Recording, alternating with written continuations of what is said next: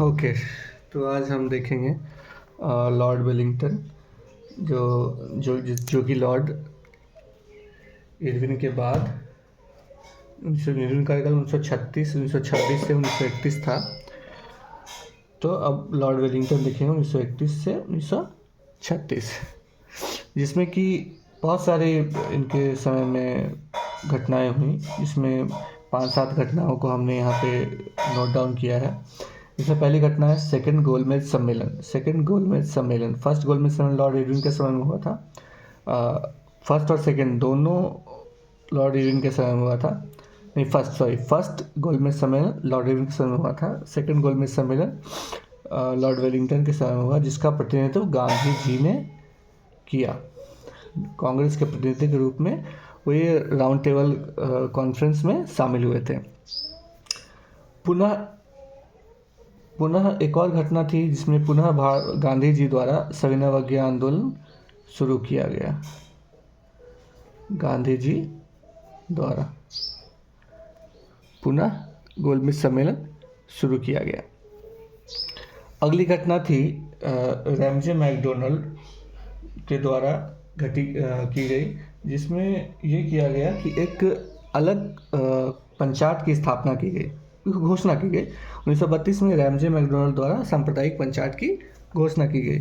सांप्रदायिक पंचायत क्या था कि हिंदुओं से अलग एक दलित वर्ग को अलग समझा गया और उसके लिए एक निर्वाचक मंडल की स्थापना की गई। उसी को हम सांप्रदायिक पंचायत या कम्युनल पंचायत कहते हैं। इसके बाद फिर पूना पैक्ट हुआ गांधी जी और भीमराव अंबेडकर के बीच यरवड़ा जेल में पूना पैक्ट हुआ। पूना समझौता कब हुआ? तो 24 सितंबर 1932 को। कब हुआ?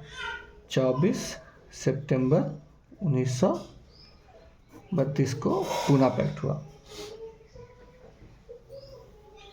ओके, उसके बाद एक और घटना हुई। जैसे सेकंड गोलमेज सम्मेलन हुआ था, उसी तरह से थर्ड गोलमेज सम्मेलन भी इनके समय में हुआ, जो 17 सितंबर 1932 से 24 दिसंबर 1932 तक रहा।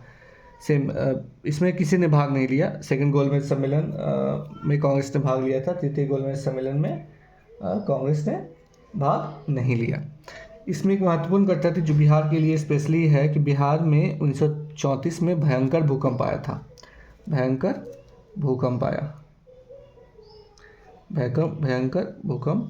आया।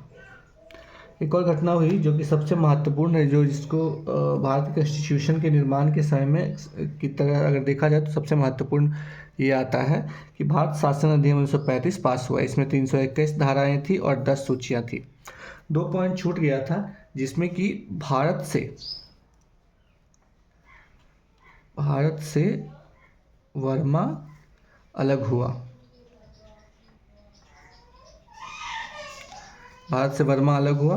और एक पॉइंट था RBI, रिजर्व बैंक की स्थापना हुई। RBI की स्थापना।